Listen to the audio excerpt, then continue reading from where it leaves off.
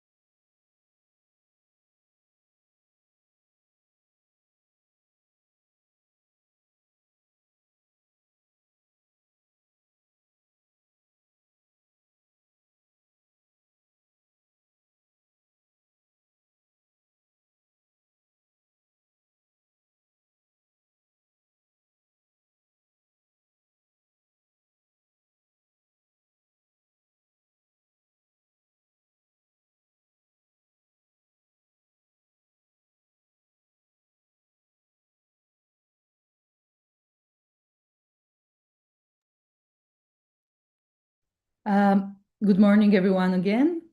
Thank you very much for joining us today for this webinar where we are going to discuss sanctions imposed in the Western Balkans and their impact.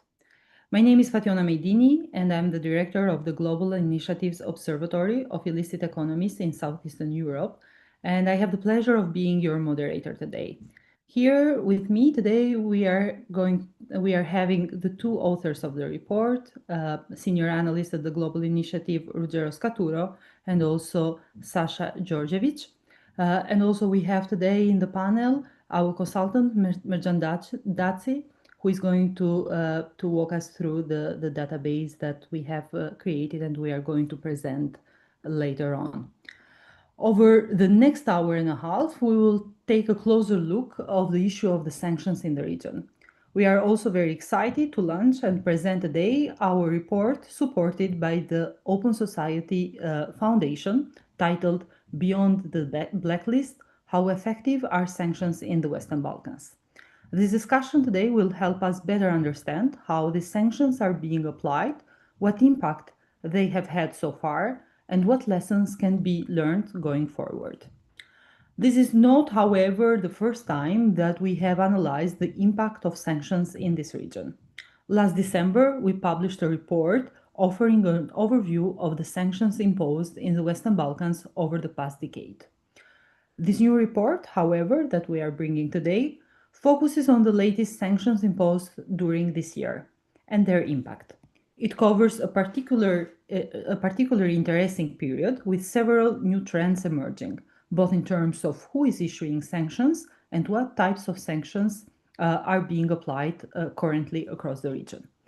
What stands out most, and what this report explores in depth, are the strategies that sanctioned individuals and companies use to evade these measures, both politically and economically. Furthermore, today we want to share with you not only a qualitative analysis of sanctions in the region, illustrated with concrete case studies, but also a quantitative overview that captures the bigger picture. So we will be presenting also a database that we have created detailing all sanctions imposed in the region over the past 11 years. This database includes information about the issuing authorities, the types of sanctions applied, the individuals and companies target, and the reason behind these sanctions. But by combining both our qualitative and quantitative analysis, we aim to enrich the discussion on sanctions in the Western Balkans. At the same time, we hope that this work will serve as a valuable foundation for other organizations, but also researchers and states, to carry out comparative analysis and contribute further to understanding this evolving topic. Without further ado, I would like now to pass the floor to my colleague, Ruggero Scaturo, who will share with us some of the key findings of the report, as well as will provide an overview of the political tactics individuals have been used in this region to evade sanctions. Ruggero, over to you. Thank you very much, Fationa, and good morning also everybody. So, as Fationa just introduced here, we would like to front load a little bit of the key findings that we will discuss throughout this presentation, and then a little bit again towards the end with the recommendations that we have created based on our analysis.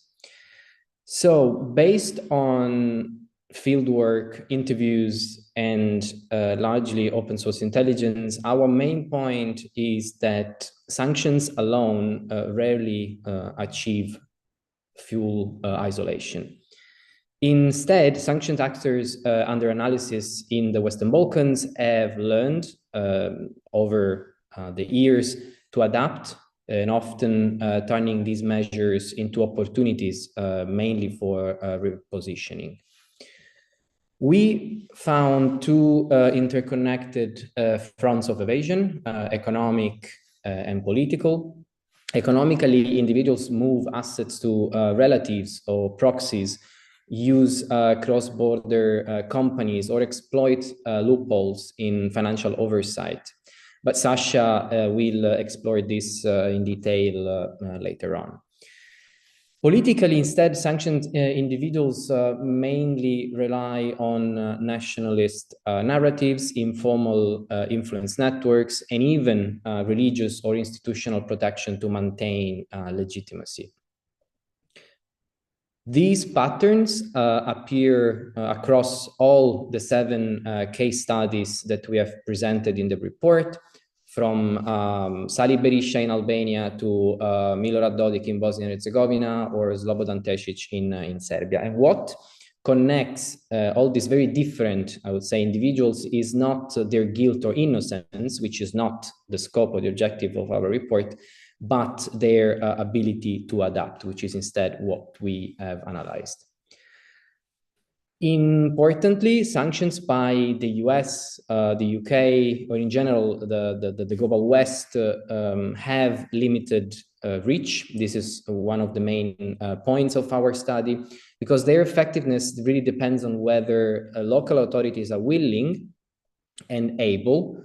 But regarding the ability and capabilities, that's probably a topic which may need another report, another analysis, and of course, a related presentation. So the effectiveness really depends on whether these authorities are willing or able to investigate organized crime or corruption. Without that, national, local enforcement sanctions really remain largely symbolic. So in short, sanctions alone are insufficient, and they must be embedded in a broader accountability ecosystem, one that combines stronger oversight, transparency, regional cooperation, and of course, support for civil society and investigative journalism. We can move to the next slide. And yeah, oops. Yes, so in this section, so political evasion, I'll focus on how sanctioned elites in the Western Balkans have developed political evasion strategies. That is how they resist not only economic isolation, but also reputational and institutional exclusion. Sanctions are meant, in very generic terms, to weaken corrupt power structures, but as our research shows, many of these individuals have done pretty much the opposite. They have transformed sanctions into political fuel. And they do so through 3 main mechanisms that we have identified. First, lawfare, so using, for example, litigation to challenge designations. Then 2, through lobbying, for example, by hiring political strategists and firms abroad to pressure for delisting. And then 3, narrative control. So basically by reframing sanctions as unjust attacks by malign foreign powers. So what we have observed is that instead of stepping back from public life, they use instead the sanctions to appear as defenders of national sovereignty or victims of international agendas. So in other words, sanctions, especially when non-coordinated, can be re-politicized and turn into tools for domestic legitimacy. We can go to the next. Now, the first form of political evasion is formal, so legal and lobbying campaigns aimed at overturning or softening sanctions. The most striking example probably is Sali Berisha, so Albania's former prime minister and current opposition leader, designated by both the UK and the US for corruption and organized crime links. Berisha launched legal challenges in London and Paris, for the records, none of which succeeded, but the real goal was not necessarily to win in court. It was basically to recast the narrative. Berisha claimed that the sanctions were an insult to the dignity of the Albanian people as a whole. And as the 2025 elections approach, he leaned into that message, even hiring a top strategist from a former strategist from Donald Trump's 2024 campaign to run his own. And he renamed his coalition the Alliance for Glorious Albania and signed a multi-million-dollar lobbying contract with a US firm financed by the Diaspora Foundation, literally called Make Albania Great Again. And this, in a way, shows how sanctions can morph into political branding opportunities. A parallel case is former President Milorad Dodik of Republika Srpska in Bosnia and Herzegovina. Dodik has been under sanctions from the US, the UK, Germany, and others for corruption and undermining Bosnia and Herzegovina constitutional order. But rather than retreat, his government launched a multi-layered lobbying campaign in the US. His office hired different lobbying firms to challenge the legal grounds of the sanctions. Even, for example, a company that was a Trump ally and a former governor convicted of corruption. Other companies that instead explicitly framed the sanctions as an attack of conservative Christian values. So together, all these different firms owned by very prominent political figures also in the US, were paid hundreds of thousands of dollars annually, often from public funds. So here the underlining strategy was clear. If you cannot lift the sanctions legally, then delegitimize them politically. So by reframing the designations as an ideological warfare against, in this case, Serb or Christian identity, Dodik really strengthened his base at home and repositioned himself as a nationalist under siege. So here both Berisha and Dodik illustrate how formal resistance through lawfare and lobbying becomes a stage for political theater, transforming what is originally punitive in nature, so punitive measures, into platforms of domestic mobilization. We can go to the next one. Now, beyond the courtroom and the PR firms, political evasion often operates through informal power networks. There are different cases that we have identified in our report. For example, Zvezdan Marović, the former president of Serbia and Montenegro, is particularly revealing. After admitting to large-scale corruption in Montenegro and serving a short sentence, he fled to Serbia under the pretext of medical treatment. He was later sanctioned by the US and targeted by an Interpol red notice, but he remains pretty much untouchable. So why? Because Marović is shielded by, in a way, overlapping religious and political networks. According to security sources, he leveraged his connections with the Serbian Orthodox Church to secure indirect communication with the Serbian government, ensuring in a way indirectly also his continued protection. This is what we might also call soft power immunity, basically a system that where moral legitimacy and political ties substitutes for formal legal defense. Similarly, in Albania, as you can see here in the picture, Tom Doshi was sanctioned by the US in 2018 for significant corruption, but managed a political comeback. His Social Democratic Party that performed better actually in 2025 than in previous elections, gaining more votes and seats as well. So remarkably, his sanctions were no longer even part of the public discourse. What was once a major scandal actually gradually turned into a political background noise. So in a way, both cases, Marovic and Doshi, remind us that sanctions lose deterrent power when the political environment is permissive and when institutions are more or less weak, and when also the national narratives of victimhood replace accountability in a way. Then next to the last slide for this political evasion section. So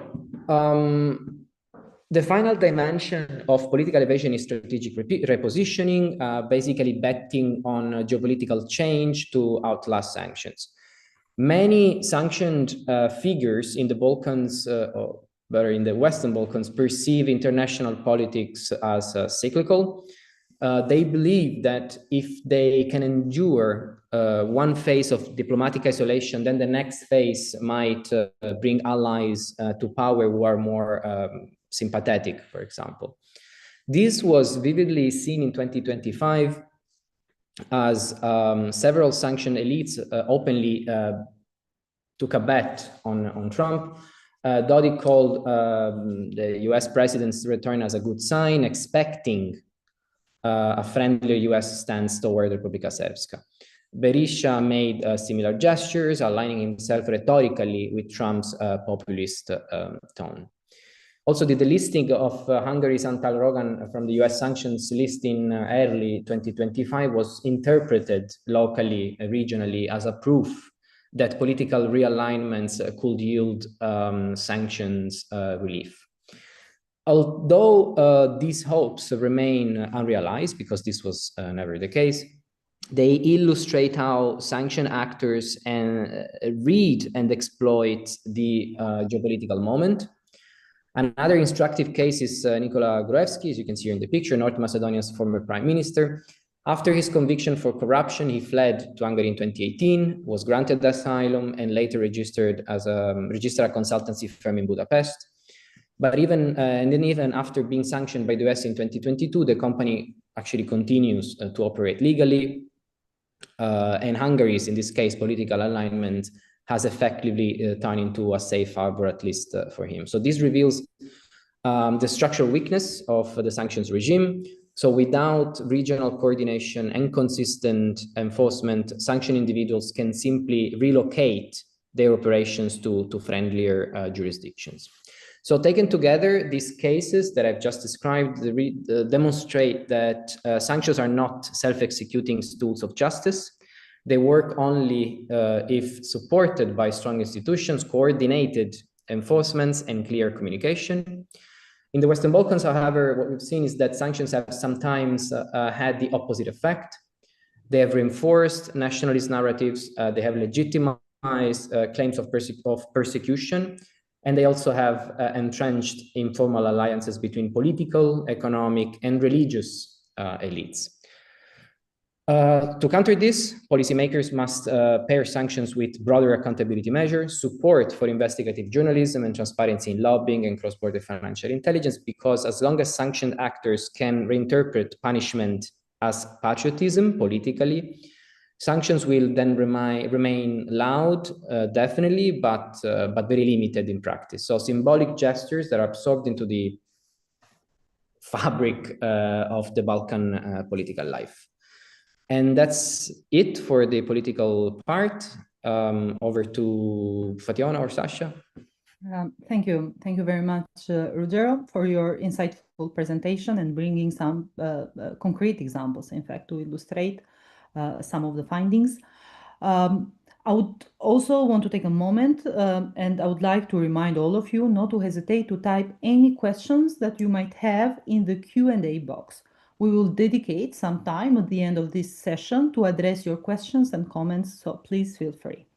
Now I'm going to give the floor to my colleague Sasha Georgievich, who will walk us through the economic strategies employed by sanctioned individuals and most importantly, companies. Sasha, over to you. Thank you, Fationa. Good day to everyone. Thank you for joining us to this webinar.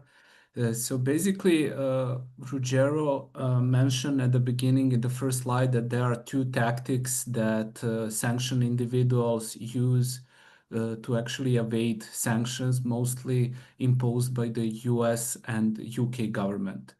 And the second method of invasions focuses on economic tactics. And as Fationa Ruggero explained, sanctions are meant, the purpose of sanctions is to limit access to resources for targeted individuals and entities. However, in the Western Balkans, these actors, these individuals and entities have found ways to continue their income, their assets, and business operation despite restrictions.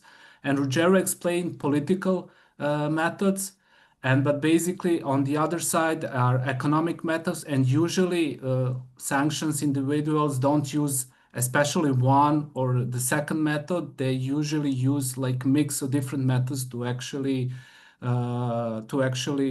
continue their income and their power. And these economic evasion strategies involve practical efforts to preserve wealth and keep business running.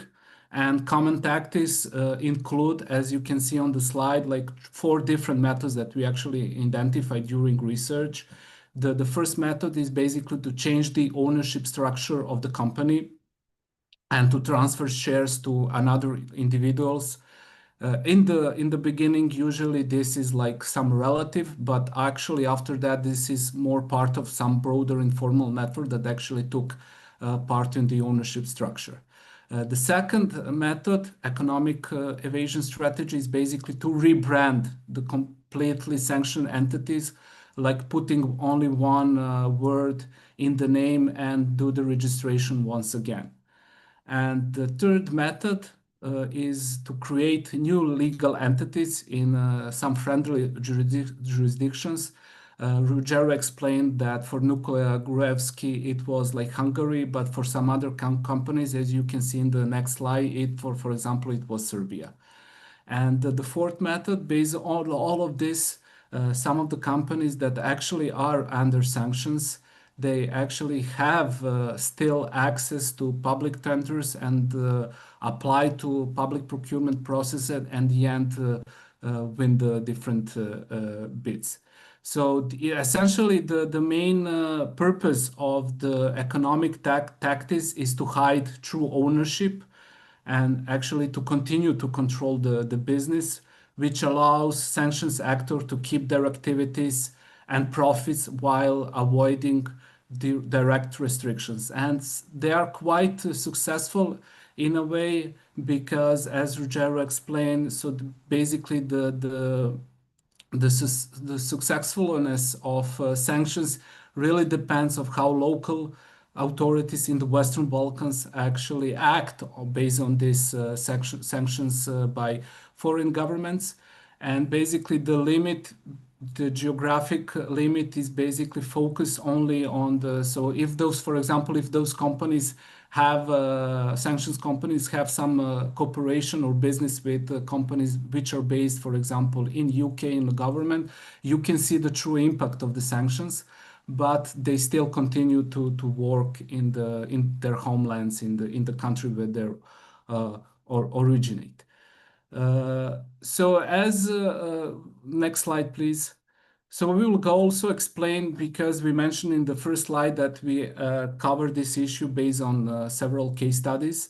And for the economic case study, there is example of the North Kosovo group, of the so-called North Kosovo group. This is a network of individuals in the Serb majority area of northern Kosovo, and some members of this group have been sanctioned for involvement in organized crime, corruption, and political violence by the UK and US government. And the most prominent persons in this network are Miran Radojic, and you can see him on this photo on the right side in the full uniform, with the full uniform and everything. This was basically photo took from the Banjska incident, and I will explain later. And the another also member, which is also prominent in this, also sanctions by the US and UK government, is Vojko Veselinovic, and both these individuals are currently in Serbia.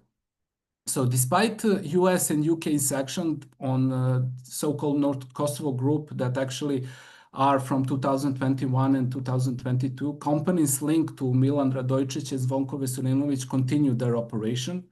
And for example, in September 2023, and you can see this Banjska incident was quite important.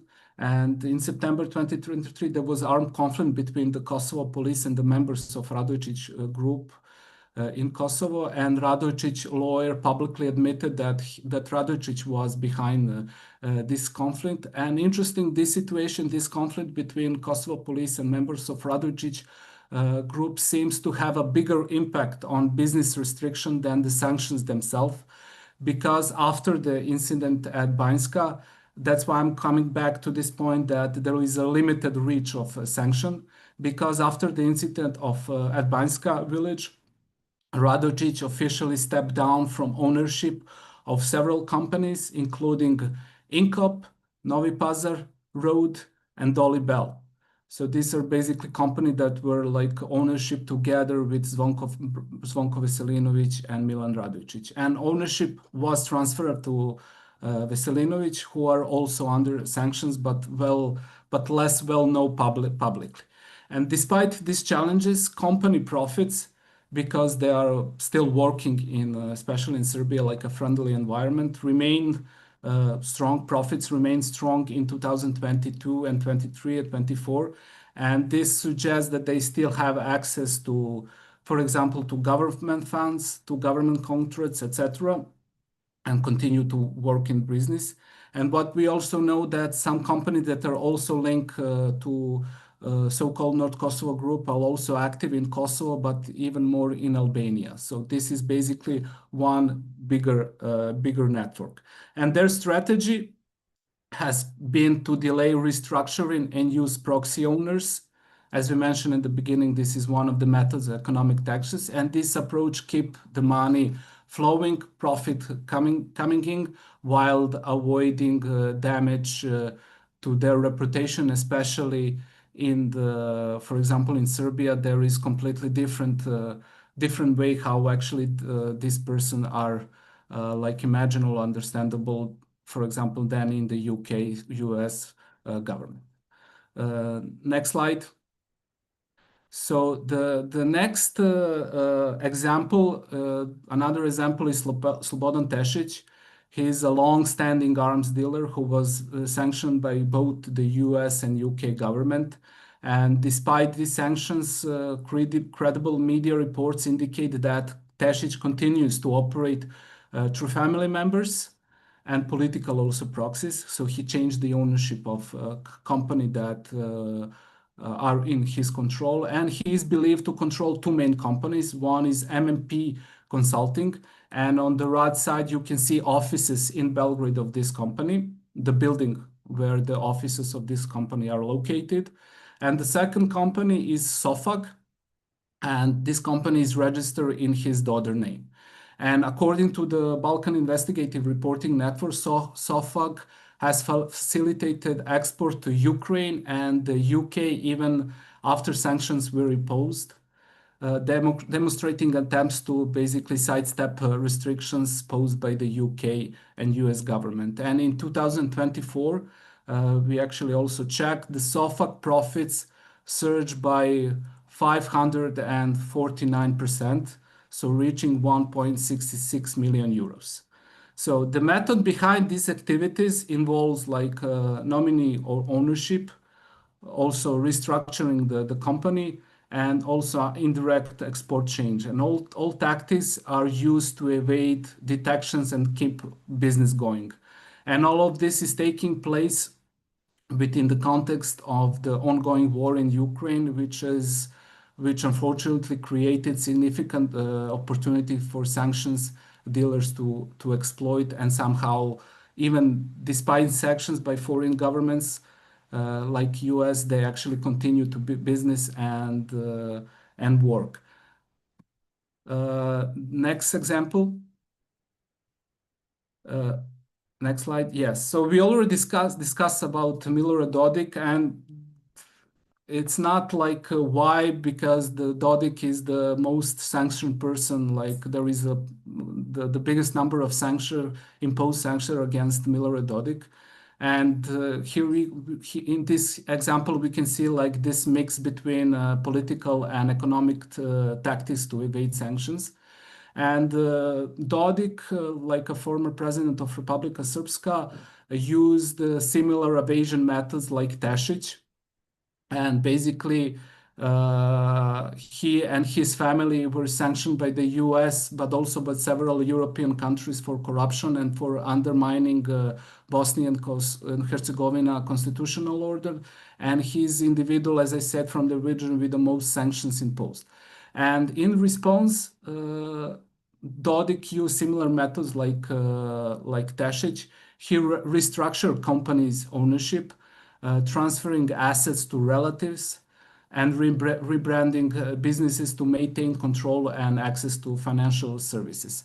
Sometimes he was successful, sometimes not. But at the beginning, when the sanctions were introduced, the situation was pretty much like calm for Dodik. But everything changed in March 2024, when the US official visited Bosnia and Herzegovina, publicly urging public and private sector, particularly banks, to scrutinize Dodik. As a result, some of the companies, especially in the hospitality sector, were closed. And you can see on the right side, this is the restaurant Agape, which is in Banja Luka, linked with Milorad Dodik. And it was, as you see on the slide, it's temporarily closed. And when you go to the Facebook page of the restaurant, you can see in the first post that actually the restaurant was closed because of the sanctions, and more or less because banks started to restrict financial transactions of the company that was linked with Milorad Dodik. So this is actually how we actually explained in the beginning that the impact of sanctions is bigger when local authorities and regulators and law enforcement actually react on suspicion and allegations from the US or UK government. And yeah, next slide. That's also for me. So feel free to ask questions. So basically, after in the Q&A session. Yeah. Yeah, there are already some questions in the Q&A box, but thank you, Sasha, for your presentation. From our research, we have also developed a set of recommendations aimed to strengthen the effectiveness of sanctions in the region, which my colleague will now share with you. Roger. So thank you, Fatjona. So based on the findings that we have presented, so political and economic tactics of evasion, we can now turn into what could actually be done. What our research has shown is that sanctions, again, do not necessarily push people out of power, but they push them to adapt. In the Western Balkans, we've seen sanction figures reshaping their strategies economically through proxies and companies, and politically through lobbying, narrative control, and legal and attempts for legal reforms. So that tells us in a way something which is very important. So this isn't just about clever individuals that try their best in order to evade sanctions, but it's about actually a systemic problem. So systems that allow sanctions to be absorbed and repurposed. So in terms of what can be done, to limit systemic problems.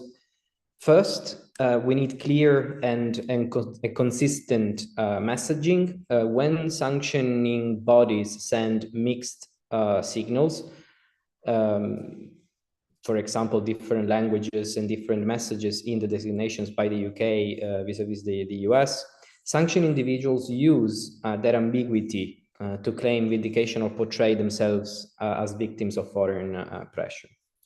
Second, there has to be more transparency in general around lobbying.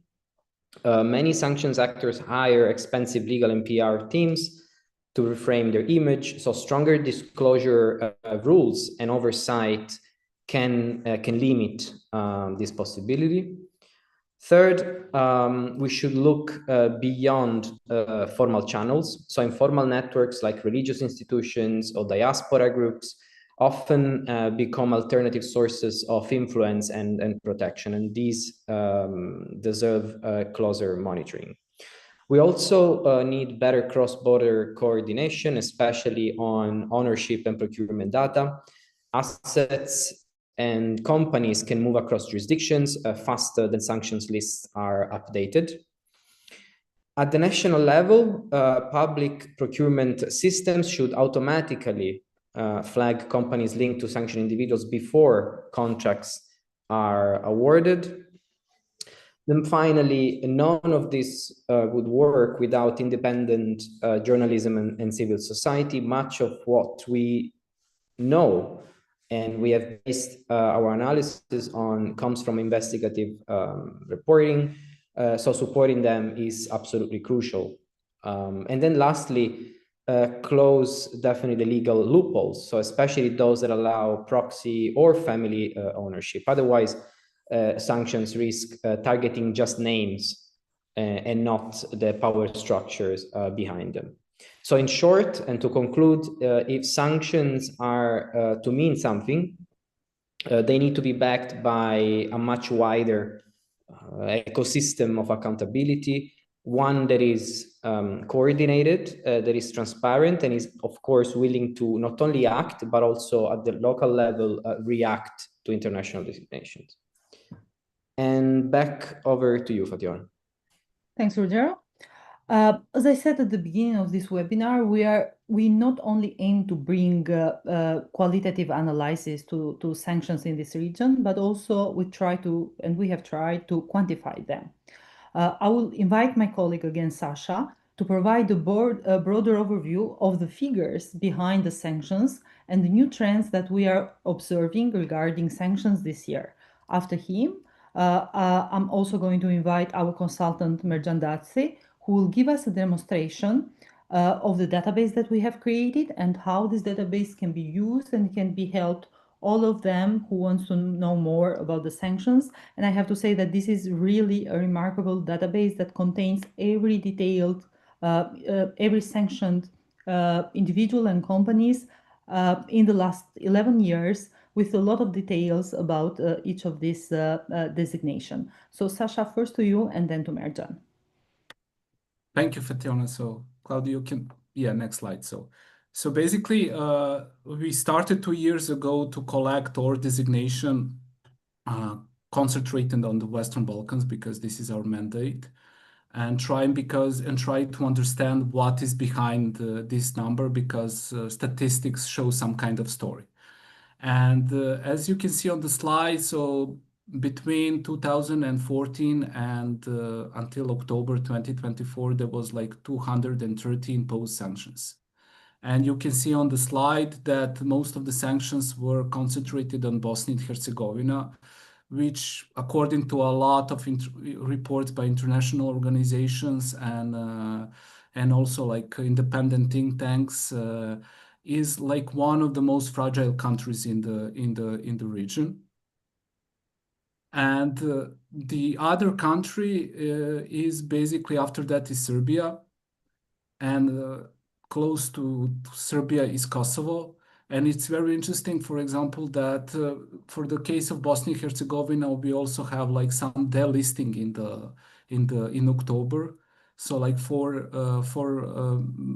individuals close to Mirror Dodik are delisted by the US government, which is also very interesting because it says that the whole picture about sanctions is very alive and the dynamics are changing, especially because of different geopolitical shifts. Other countries in the region are less sanctions, like Montenegro, North Macedonia, and Albania. So we can see that most of the less cases are in Albania. So on the other hand, what we also are looking for to see are the companies or individuals are under sanctions, and our like statistics can see that especially in the beginning, the strong majority of cases of sanctions were concentrated in the individuals, but sometimes around 2019, 2020, it becomes to slightly shift that actually also companies that are linked to sanctions individuals are also like imposed by sanctions. And you can see that right now that 71% of sanctions are against like different individuals from the Western Balkans, and 29% are against different companies. Next slide. So basically, you can see also on this slide, we also we have like the list what's going on and what are the annual trends. And the year that actually everything started to change, actually, it was like 2019. And but the sharpest increase of sanctions become in 2021, and mainly because of the US government and because of their like national foreign policy. And the sanctions become one of their tools of their foreign policies. So that's why also become important, and that's why in this year we have like the biggest number of sanctions in 2021.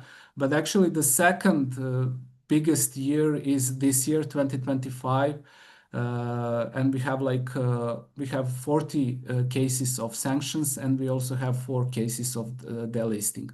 But actually from 2021 to 2025, 2022 also we have like this sharp rise of like the trend of even like it's fluctuated over the year, but actually this is also in line with the ongoing war in Ukraine, and actually some of the sanctions are because of to stop the Russian influence in the Western Balkans, and that's why we have like the 3 different level of grounds to introduce sanctions.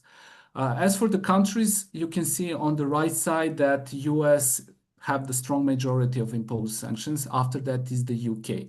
But what we see, especially in 2025, that some individual countries that are members of the European Union are started to introduce sanctions, like Germany, Lithuania, Poland, and even Slovenia and Austria, especially in connection with the situation in Bosnia and Herzegovina.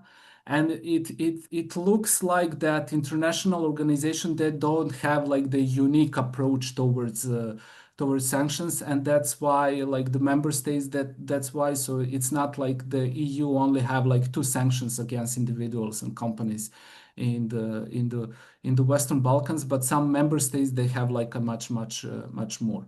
And this like is shifting, and it looks that there is no consensus about the impact and influence of sanctions among the also member states of the EU, and that's why they have like they have a different approach like to sanctions. Next slide. And finally, I mentioned like grounds, and we are focusing mostly in our work on grounds that are linked to organized crime and corruption. But sometimes, like when you go into the designations, and the grounds are like mix, and we actually saw that there are 3 main grounds like why foreign governments, but also some international organizations are imposing sanctions. This is like corruption primarily, then organized crime and destabilization. And you can see that basically when you merge all of this, that solely organized crime and corruption have like 60% of sanctions in total, which is why. And when you look to the impact on the local level and how actually people and business continue to accompany, you can see and conclude that the impact of sanctions is quite limited and only exists basically. So it's good for diplomatic reactions, for the headlines in newspapers, for shaming and blaming and everything, but actually it doesn't tackle that nexus between politics, corruption, and organized crime if there is no follow-up by national authorities in the Western Balkans, and we can see also through the numbers. And Merjan will explain our database in details.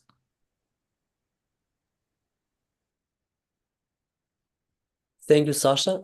So my name is Merjan Daci. I am a journalist from Albania, and for the past years now, for the past months, sorry, I've been working with the GI colleagues on building this database, which is now showing on the screen. And it's a database where you can find basically every designation happened from 2014.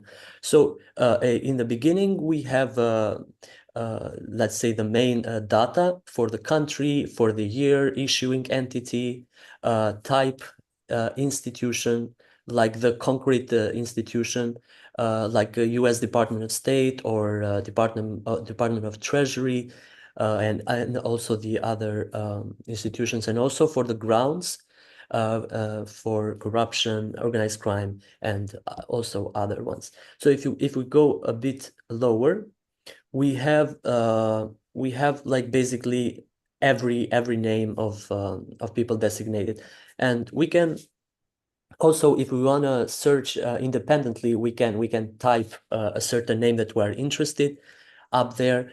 But also we can, let's say, have some filtered, let's say, results. If we want to find from Bosnia and Herzegovina, like what is the number in the last year, we find all the people designated.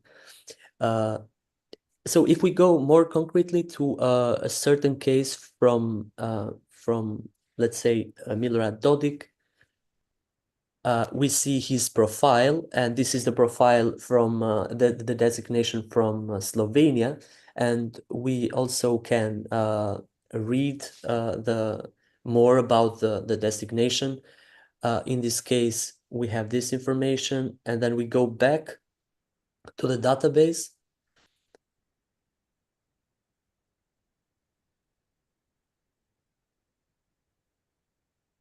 Could we go back to the database?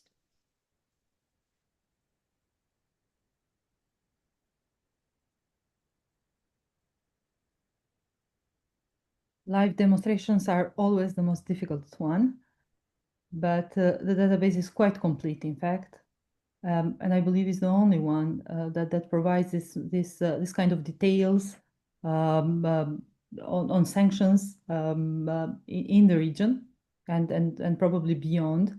So we really believe that it's a very good tool in order to be used by researchers, universities, and everybody that wants to dig more on this topic. Yeah, and what's important also is that we update the database. So basically, every new listing or every new delisting, we keep track on that. As we see, it's last updated on in this month. So so if we go back to the list, let's find, for example, we have Igor Dodik on the. If we go a bit down, we have, you see a bit on the right, you have a blue mark, which in these cases suggests that this designated person is connected to another one, and he is connected to Milorad Dodik. So yes, he's connected to Dodik, and we can also read the designation, like what is the let's say the motivation behind this designation.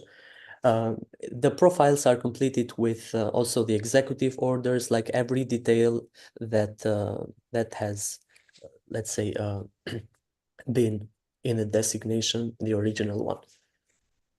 So I believe this is a very good tool, not only for journalists, researchers, and other stakeholders who want to find the designations, to find them somewhere in the same place. So yeah. Yeah, thank you very much, Martin. Yeah, thank you very much for your presentation, and Sasha as well. And I think that everybody, maybe Claudio could post also the link of the database in the chat, so everybody can access and try to play along and get all the information that they might need out of it. So we are going now to open for questions, that any question or comment that you might have. And I see that we already have 2 questions in the chat, and those questions are in fact they are trying to indicate and if any broader economical impact have we seen on sanctions and what they have brought in several countries. Before I would give the floor to my colleague Sasha, in order to try to reply that question, I want to say that, as it was also mentioned here previously, so not all the Western Balkan countries, they have been impacted equally on sanctions. And so this is very important. So we have, for example, cases like Albania where very few financial sanctions has been imposed on the individuals. It has been mainly sanctions that they have been coming out from the Department of State, so which are also called travel bans, Foreign Office in the UK, but little when it comes to economical sanctions. And as a result, of course, the overall economical scene of the country and the financial situation has not been impacted from sanctions. On the other hand, then we have countries like Bosnia, and especially when it comes when it comes to Republika Srpska, because as you have seen also from the presentations that we had previously, there have been a very high number of individuals that they have been designated financially, but also companies related to them. And this, of course, has created a very difficult situation.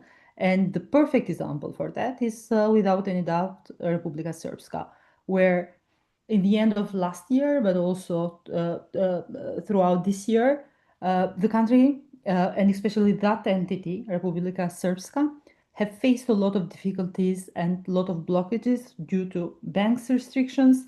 And of course, everything that was happening, so in some cases it was also surreal. So the members of the public administration, they couldn't have a way how to get their monthly salary, so they will take some decision to hand them over in cash. And of course, all of this situation that the sanctions have created, the financial sanctions, have impacted the overall climate when it comes to investments, loans, and overall standing and the image of this country. So maybe, Sasha, you have more details to add to this. Yeah, so I will try to answer to first question. So basically about like how banks refuse correspondent banking in legal entities. So basically, as I explained during presentation, so in the beginning, the banks were not, so it was completely different situation with when you compare, for example, sanctioned entities by the UK and US government and look, for example, in Serbia, because we have also a lot of Russians coming in Serbia after February 2022, and the approach is quite different. So basically, in Bosnia and Herzegovina, for example, companies continue to work until March 2024, and you can see that impact of those sanctions is not enough without, so to say, like advocacy activity, like the soft diplomacy activities of the foreign governments on the field. And basically, when the U.S. authority come and publicly stated there is necessity to scrutinize, like in this case, Dodik and his companies, After that, everything like started to change, and it was very interesting situation that in one case also one person that is connected to Miller Rhododic actually bought shares in one of the banks because that bank stopped to basically they didn't allow to that person to open the account and everything, and he actually bought shares, and he actually tried again to use that account in that bank, but the bank that doesn't allow. But the main point is that so they the bank started like to scrutinize more after this activity on the local level. Before that, it was like more or less the similar situation in the past. On the other side, we have because some banks have different approach, some not. And for example, some companies in Serbia that are connected with the North Kosovo group, with Zvonko Veselinovic and Milan Radojic, they actually continue to work in Serbia and even in Kosovo, and there are some also allegations in Albania that they continue to work despite despite sanctions. So because they find out some kind of friendly environment where their companies, and they also have like they don't have like I don't know contract with some US or UK company, but company that are connected with Radojcic and Veselinovic, they have contract with a Chinese company. So, and actually they work in the friendly environment, which is in the case in Serbia. And for example, they don't need to work with some US or UK company in that sense that those sanctions have limited impact, uh, which is also, and they don't have any problems with the bank, with the banks. So this is like, uh, this is basically also particularly like answer to your like question about can those sanctions reduce foreign funding? So depends which one. So they can like reduce, for example, US or UK, or to say like the West, but on the other hand, they don't reduce the Chinese like investments, for example, in Serbia, in the and basically, I have also this question, which is also related to the first one, which sectors? So basically, what we see is like that hospitality sector, construction sector are the most affected, and under the sanctions, but we actually cannot like we didn't estimate the economic amount of sanction evasion that was not part of the task, but we actually calculated, and you can find that in the report about the profit of specific companies in the last 3 years. And for example, for the North Kosovo group and for these three companies that we mentioned during the presentation for Incop, Dolibel, and basically you can see the profit in the last from 2020 for 22, 23 and 2024. And basically you can see that the profit for this company rise because they are in the friendly environment and they don't have any connections with UK and US companies. For example, for Tesic, it was a bit different situation because he needed like companies to trade in arms. He needed like companies like in the UK and US, and his strategy to evade sanctions were a bit different, and that's why he used, for example, lobby companies to conduct delisting in the US. For example, in the case of the North Kosovo group, that was not the case. So it depends from case to case and how banks react. It's not like harmonized unified way. So that's why we actually, through these 7 cases, which are basically like very publicly visible in the public discourse, at least in the Western Balkans, we try to understand and to provide like some recommendation how actually to have, because like allegations from the US and UK are quite serious. So it's not like, I don't know, theft or something. It's about organized crime and corruption, and that's why we think that there is necessity to have like local authorities action to this. Mm. Thanks, Sasha. I just want also to add, like, beside the fact that we have quite an even environment when it comes to number of sanctions and type of sanctions that has been imposed in several countries, on the other hand, also the way how the sanctions have been implemented or not implemented or enforced in several countries has been also different. So, for example, we have both U.S. sanctions, financial sanctions in Republika Srpska and also Bosnia federation entity as well, and also we have in Serbia. But the way how the enforcement it has been conducted in both countries, as Sasha also mentioned, it varies a lot. So while in Republika Srpska, what we have seen is like really restrictions from bank in terms of closing the accounts of those sanctions and the companies related to them.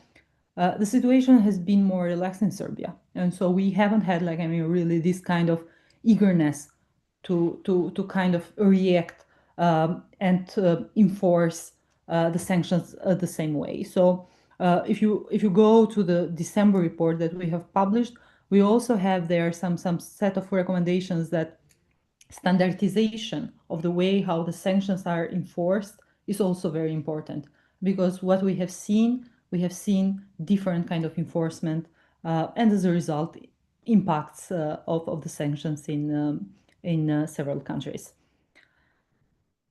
Very good questions. Topics like today about the Southeastern Asia countries. The good thing, and I think the comparative advantage of the global initiative it has is the fact that we are present in many regions of the world, and of course we are also present in South Asia with an observatory there, and this is not the only observatory within the global initiative that has already analyzed sanctions. In fact, it has been other observatories in Africa, North Africa, and West Africa that they have also analyzed the sanctions. And there is a series of reports, in fact, that the Global Initiative has published on the issue of sanctions that maybe it will be good to be shared.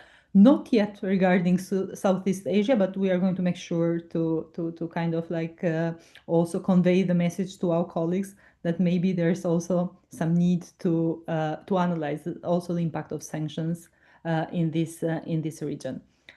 I don't know, colleagues. Fatjona, just to add, basically, but just before our webinar, I have like a meeting with our colleague in Southeast Asia, and I explained that we have like a webinar for sanctions, and I actually learned that there is like not similar, there are a lot of sanctions in Southeast Asia countries for similar grounds and everything, and that's how, and as Fatjona mentioned, it's quite, we can basically learn from each other. So maybe in the future we can also do some comparison, not only for the Western Balkans, but also for Southeast Asia and other regions in the world. Thanks, Sasha. Maybe Roger, you want to add something? No, not really, other than the fact that again, this really depends on the donor community as well. As much as we also would love to conduct research on this and many other topics, and on this and on many other regions, again, going back to the recommendations when there is a need to have an ecosystem of accountability and also interest, it is important that also some sort of like positive lobbying in this sense can be done also within the donor community, to also focus on regions where it is in fact important to analyze the impact of sanctions on organized crime and corruption. So we hope that other than, of course, conveying the messages internally, this can also go to the donor community, and then all channels can be activated. Yeah, thanks, Roger. We also have a question about standardization, and I have to say that, of course, standardization of sanctions, it needs to come from the issuing entities. So the issuing entities, in fact, they should be responsible, not just to release some sanctions, but also to make sure that they are going to be implemented and they are going to be monitored. not only the way how they have been enforced, but also the impact that they are having in the region. And this is not one-off. So this should be a process, and this should be a continuous process in order to have some sanctions, some result with sanctions. And we have seen some standardization when it comes to the way how sanctions have been applied in one country. But what we have seen in the Western Balkans, it has been missing the regional context of sanctions. Because as I mentioned, we have seen different kind of enforcement in different kind of countries. So I think at least for the regional level, it will be very helpful in order to have this standardization. Also because all the countries of the region, they kind of demonstrate the kind of same issues and also aspirations for the future. All of these countries, for example, Western actors like the US, the EU, and so on, are very important. Not all the countries can have the same enthusiasm on these sectors, but still, people of these countries they have this kind of aspirations that they want to get closer to the West. So at least the regional standardization would be very, very helpful. So maybe Ruggero has something more on this. No, just to add, I think that when it comes to coordination in general, one entity that is unfortunately missing from the picture is the European Union as a whole.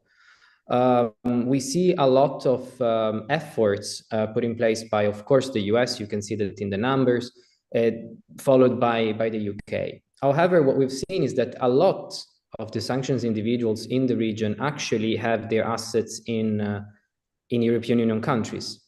Now, we've seen some, for example, Germany, followed by then Austria, I think Poland, that have sanctioned, for example, some individuals in the Western Balkans, but we do not see until now a strong response, a coordinated one at the European Union level. And that was definitely also improve the way coordinated responses are also delivered.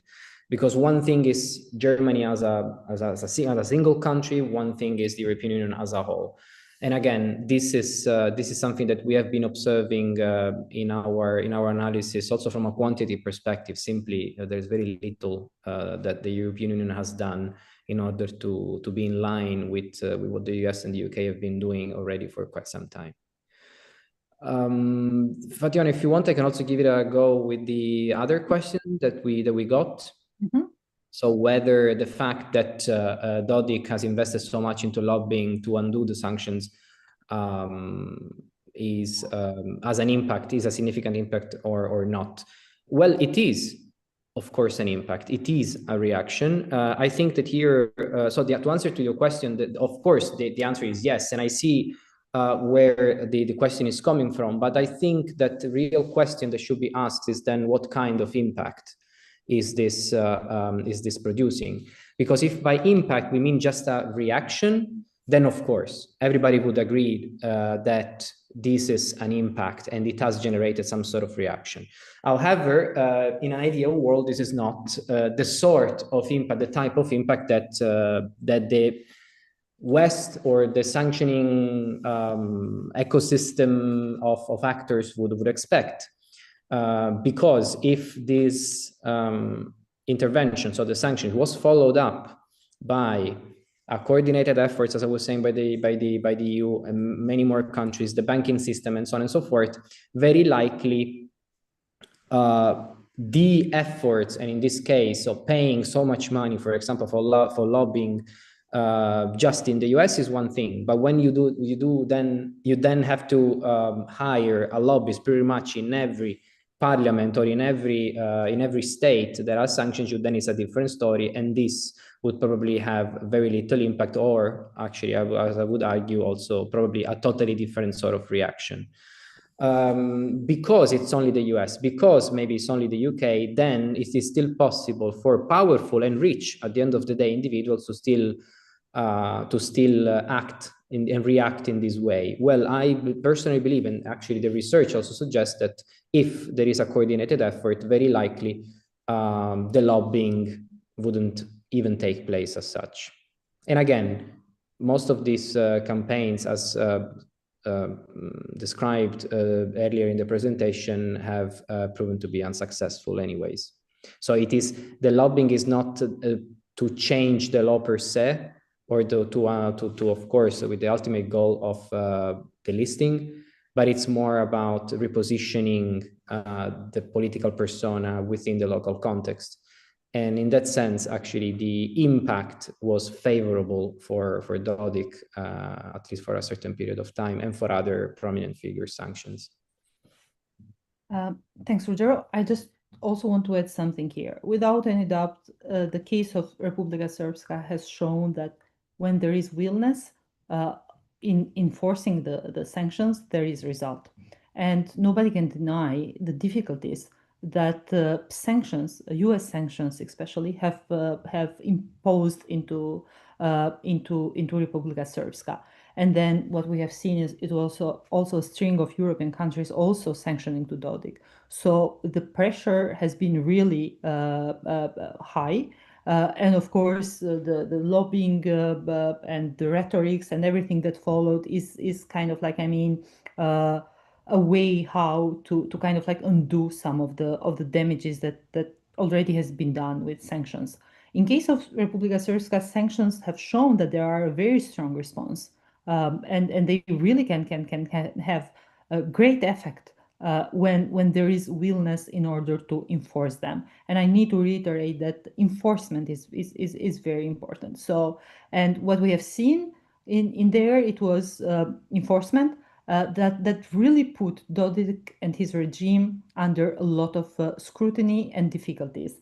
And in their case, it was more of a financial difficulties and damage that they really have been able to do to the circle of businesses related to him and his family. When it comes to reputational damage, not so much. But the financial damage was strong. Because, for example, at the beginning of the sanctions, Dodik will say that those are a badge of honor for me in order to get them from the West. He just tried to undermine the sanctions. But then when the financial sanctions started to come in, and not only related to him and his close circle of people in politics, but also to his circle in business, those made the real effect. And without any doubt, Republika Srpska is a very good illustration of sanctions working and really putting those sanctions under difficulties. While in other countries, for example, like Albania, Kosovo, or North Macedonia, where the stand is more pro-Western, and for example, the US have historically played significant roles in these countries, the sanctions are more damaging the people from their reputation. So they are creating more reputational damage for politicians and for those in power.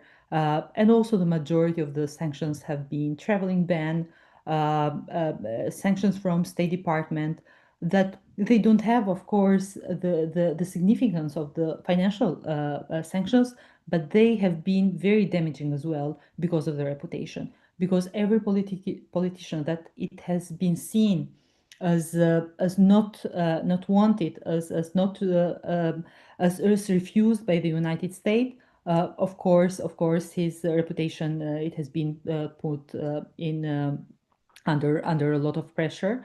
And so yeah, this is the reality. And what we are seeing, we're seeing a different kind of impact depending also on the type of sanctions, on the country where the sanction is imposed, but most importantly, from the way how these sanctions are enforced. Okay. I see that we don't have any more questions. I think that we spoke enough, but most importantly, We have 2 reports about sanctions, so it would be good if you could read, or if you have some other questions or unclear things.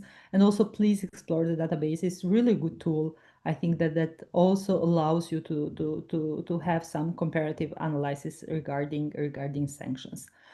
Okay, then I want to thank my colleagues, Ruggero and Sasha, for their insightful presentations and your work on sanctions throughout these years. I want to thank Merjan for the demonstration of the database and also a lot of work that he has put in putting those sanctions together. I want to thank my colleague Claudio, the man that takes care that everything in our webinar works smoothly and is in charge of logistics. I want, most importantly, to thank all of you for attending this webinar today. Please feel free to write us if anything was not clear enough. Feel free to write, to carry on the discussion on sanctions, because this is an ongoing topic, and we will promise that we will try to do whatever we can in order to follow up and to monitor the situation closely. Thank you very much again, and I hope to see you in other occasions.